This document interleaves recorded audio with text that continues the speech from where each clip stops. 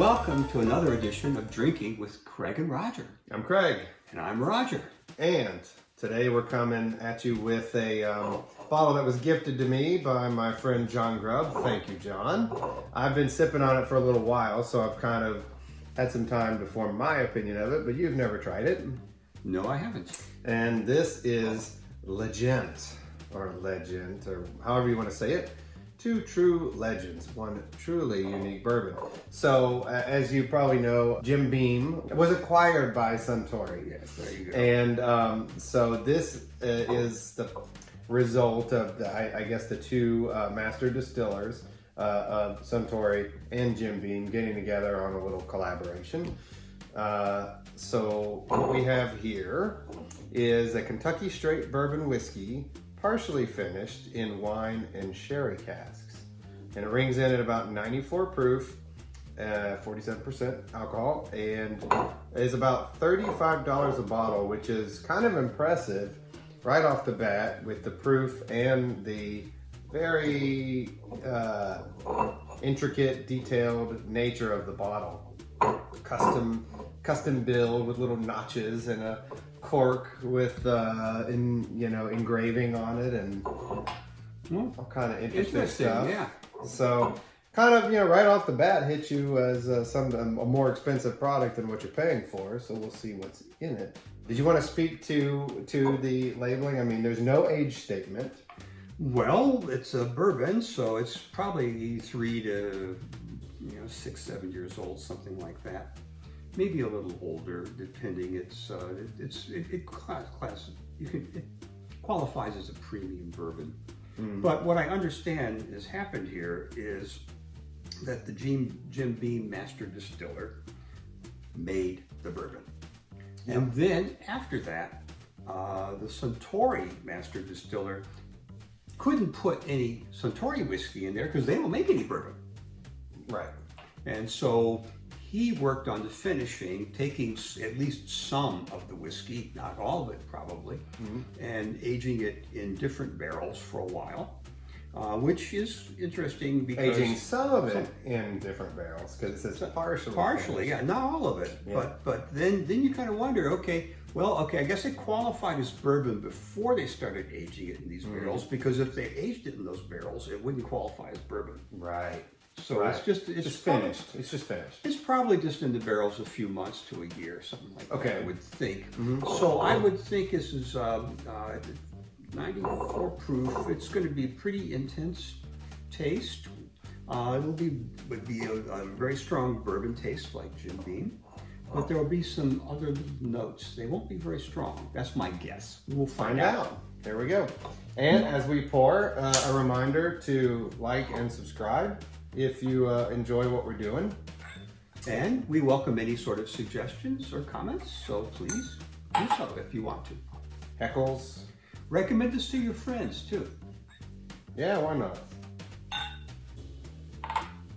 All right, let me even me up with you somewhere. Boop. All right, so what do we got here? Let's take a look. Oh, there's an inscription on the bottom side too. 2 legends, 1 bourbon. Okay, sorry. 1 bourbon, huh?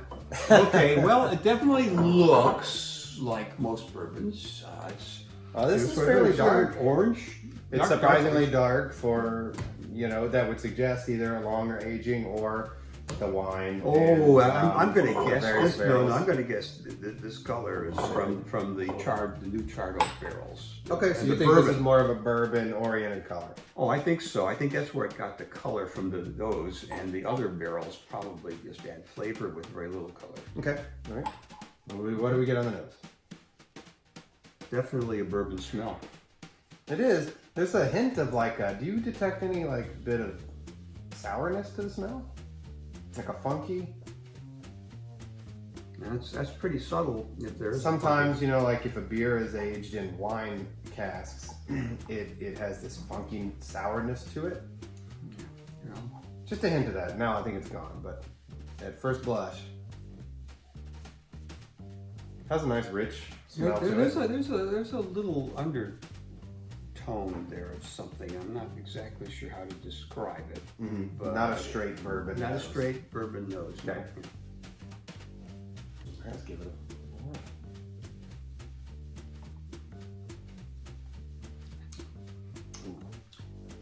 Oh, Pretty good. yeah, we've been looking at this lately, and the legs are at the top of the glass too. It's right there. With it's oily little thing. Yeah, I love oily. We love oily, right? Especially with this bourbon. There are some other things I don't particularly like oily, but Like what? Elaborate. We must know. Well, those things are better not talked about in public. Ooh.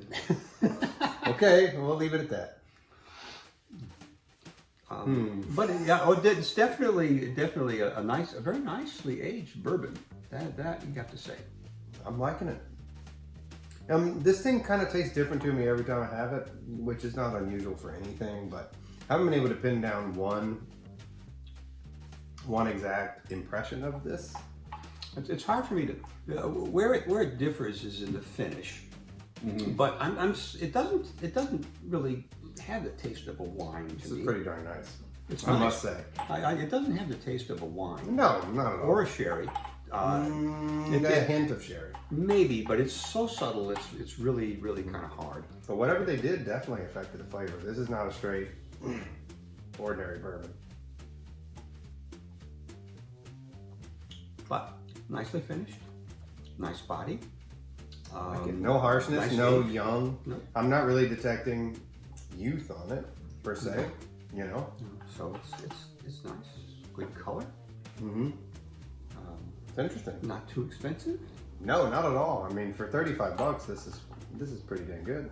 So I think Like I said, you're getting, there are some real nice bourbons for real low prices that come in your standard plastic cap, standard bottle size, whatever. And then as you start getting more expensive, you get finer and finer bottles. And so if you're into the aesthetic of what you're drinking, this is up there. It's a unique little thing. And the stuff inside is pretty good. it's For $35, I'd say this is definite winner. I mean, I think you can't go wrong. I don't think anybody wouldn't like this. It might not be everybody's cup of tea. If you really like, straight traditional bourbons, you may not love it. What do you think?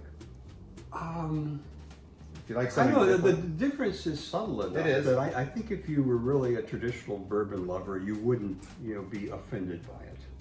no. You wouldn't. But I'm not. You getting any rye notes or any rye spice, anything like that in there? Maybe a tiny bit, but then bourbon does usually have a lot of rye in it. And the ones that don't have wheat in them, and they're softer, like Maker's Mark has wheat instead of rye.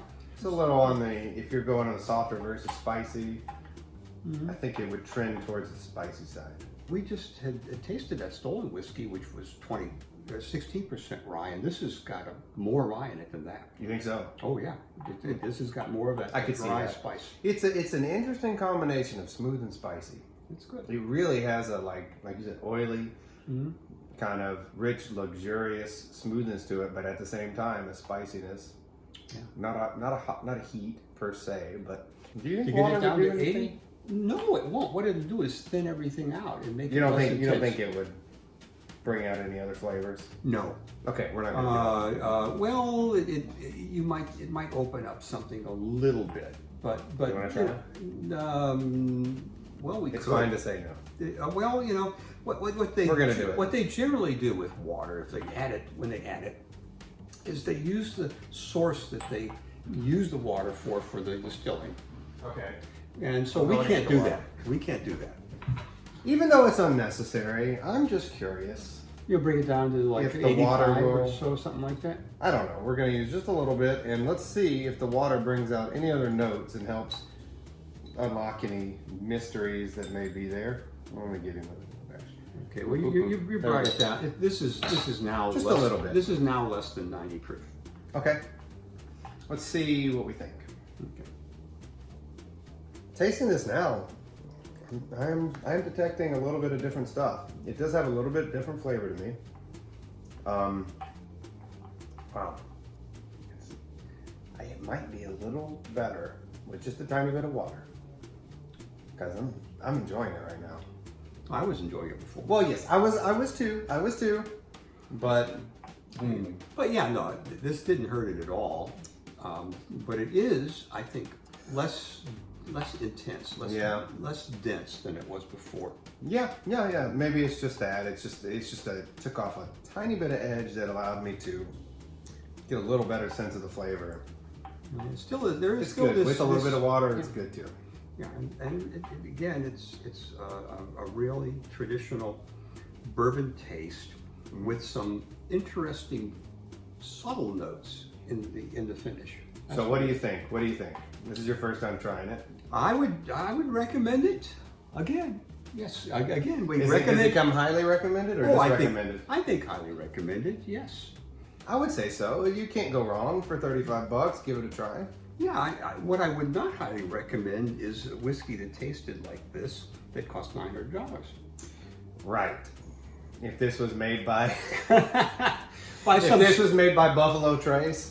or some small, just opening distillery that actually contracted it from MGB, Well, yeah. MGP, Yeah, MGP, yeah. Anyway, no, but I think it's a nice value for the money, and it's a really nice drink. Yeah, So I agree. if you get the chance and you have this so inclined, It's pretty get it. widely available. Yeah, get it. So you should have the chance. Give it a whirl. Absolutely. It's good. Cheers. Cheers.